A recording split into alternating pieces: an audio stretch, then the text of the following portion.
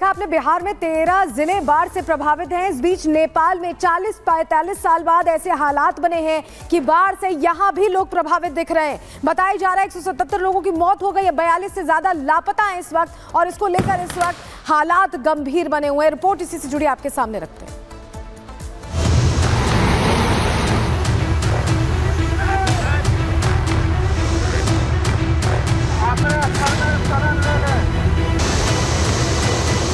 पहाड़ पर कोहराम,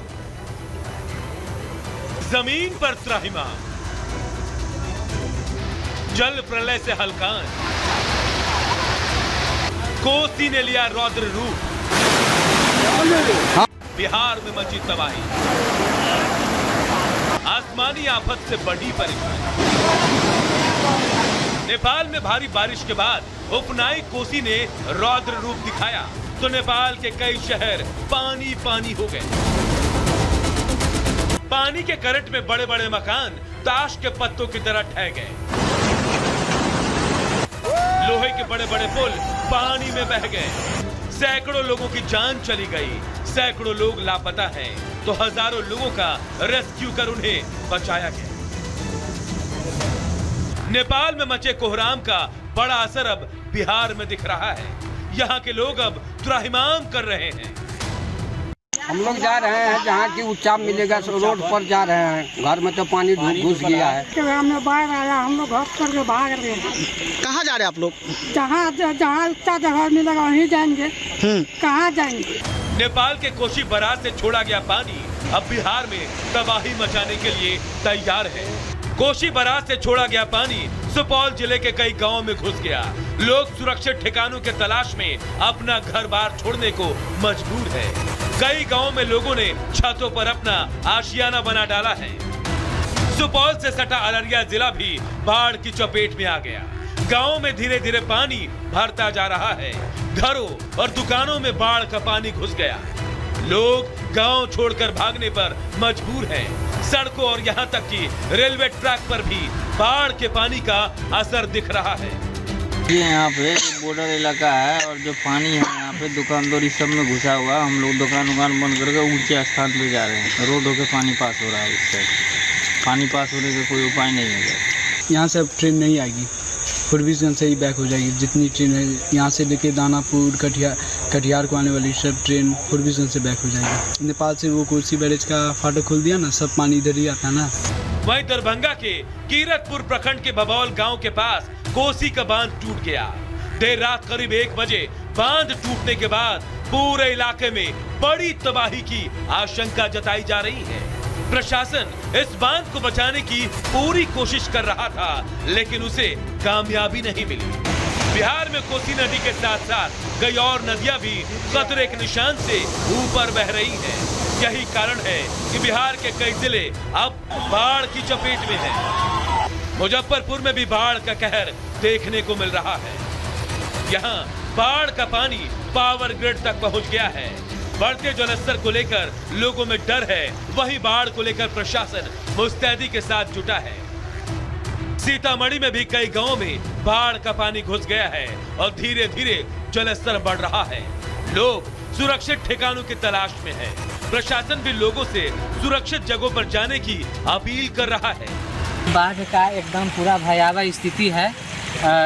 यहाँ रुन्नीसैदपुर के बांध के तटबंध के अंदर में बागमती नदी के किनारे जो गांव सब बसा हुआ है, दर्जनों गांव है जो अभी बाढ़ के चपेट में पूरा तरह से अस्त व्यस्त हो गया है। भरती है, बघौनी है, इब्राहिमपुर है और भी गांव है, रक्सिया है और शिवनगर है। ये सब तमाम गांव है जिसमें पानी सैकड़ों घर में घुस गया है और स्थिति जो है अभी भयावह है। अभी पानी बढ़ ही रहा है। कुल मिलाकर बिहार के 1 दर्जन से ज्यादा जिलों पर बाढ़ का खतरा मंडरा रहा है। नेपाल में अगर आफत की बारिश नहीं रुकी तो बिहार में और भी बड़ी तबाही हो सकती है। वहीं नेपाल की बारिश का असर अब बिहार के साथ साथ यूपी में भी दिखने लगा है। यूपी के कुशीनगर और बहराइच की नदियां उफनाई हुई हैं, जिससे लोगों की परेशानी और बढ़ गई है। Bureau report, Republic Bharat.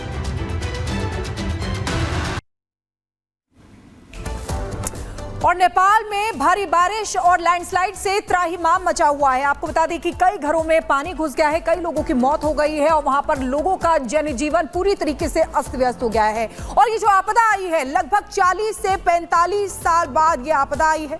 तस्वीरें भी आपको दिखा रहे हैं। देखिए किस तरीके से नेपाल में मूसलाधार बारिश और लैंडस्लाइड हुआ, जिसकी वजह से कोहराम मचा हुआ है। 170 लोगों की मौत अभी तक जो जानकारी मिल रही है वो हो चुकी है।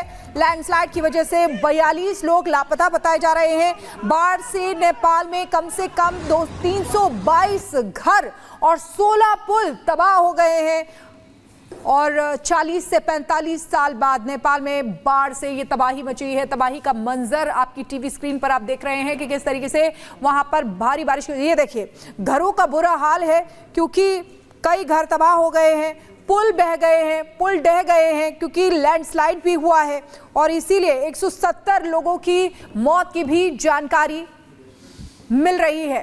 तस्वीरों के जरिए आप अंदाजा लगा सकते हैं कि इस समय बहुत ही भयानक मंजर जो है वो यहाँ पर देखा जा रहा है। नेपाल में भूस्खलन और बाढ़ दोनों ही इस समय नेपाल के लिए मुश्किल का सबब बनी हुई हैं और ये तस्वीरें उसी की बानगी है।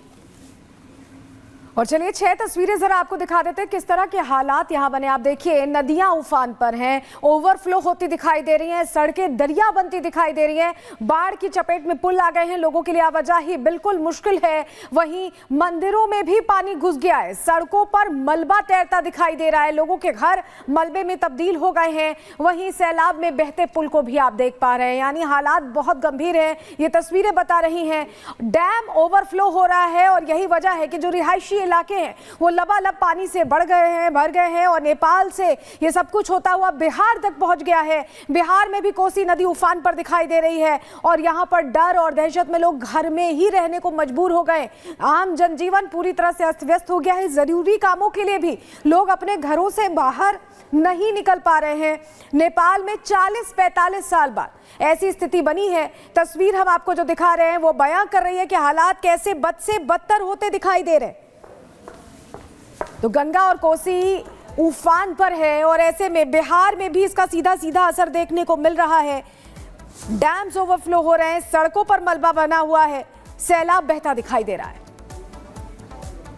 और देखिए आपको बताते हैं कि 13 जिले ऐसे हैं जहां पर बाढ़ का अलर्ट है। पश्चिमी चंपारण आपको बता रहे हैं, बिहार की अगर बात करें, क्योंकि बिहार में भी कहर बरपा रही है, क्योंकि नेपाल से मूसलाधार बारिश की वजह से बैराज का गेट खोल दिया है, जिसका असर बिहार में भी देखने को मिल रहा है। ये सीतामढ़ी उससे लगता हुआ पश्चिम चंपारण, पूर्वी चंपारण, फिर ये सीतामढ़ी, शिवहर, यहाँ पर बाढ़ का अलर्ट जारी किया गया है। गोपालगंज भी है, सिवान है, साथ ही साथ सारण की अगर बात करें तो वहां पर भी अलर्ट जारी किया गया है। वैशाली, पटना जो बिहार की राजधानी है वहां पर भी अलर्ट जारी किया गया है। मधुबनी में भी अलर्ट जारी किया गया है। भोजपुर, ये वो 13 जिले हैं जहां पर बाढ़ का अलर्ट जारी किया गया है। बिहार में मूसलाधार बारिश और बाढ़ की वजह से लोगों का जीना मुहाल हो रखा है और लगातार वहां पर बारिश आफत बनकर बरस रही है।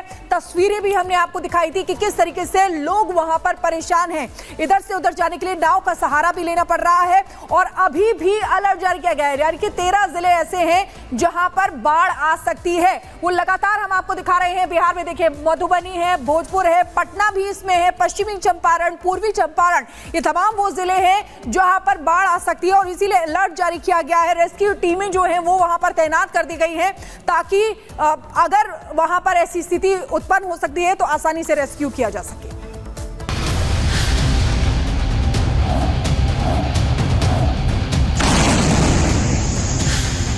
अभी इसके लिए सर्च जारी है।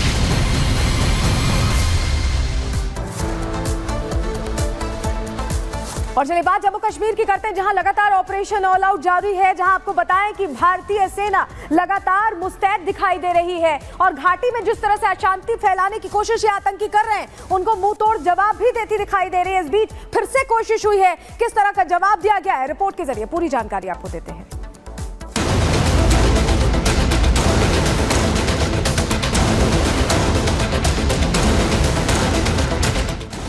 आतंक पर बड़ी चोट, घाटी में ऑपरेशन ऑल आउट।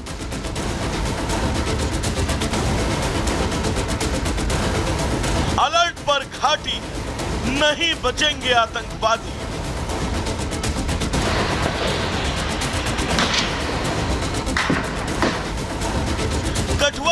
राजौरी की तस्वीरें ये बताने के लिए काफी हैं कि घाटी में अब आतंक के खिलाफ भारतीय सेना किस कदर सतर्क है और लगातार एक्शन जारी है।